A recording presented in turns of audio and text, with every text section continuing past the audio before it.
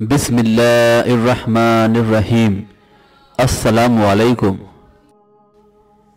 ایک دفعہ صحابہ نے سوال کیا، اے اللہ کے رسول، یہ قربانی کیا ہے؟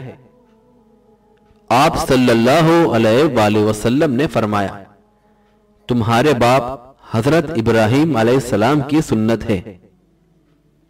صحابہ نے عرض کی، اے اللہ کے رسول، اس میں ہمیں کیا اجر ملے گا؟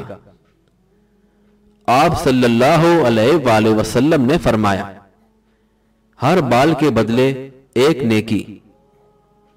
صحابہ نے عرض کی، اے اللہ کے رسول، اور اون کا کیا بدلہ ہے؟ آپ صلی اللہ علیہ وآلہ وسلم نے فرمایا، اون کے ہر بال کے بدلے ایک نیکی ہے۔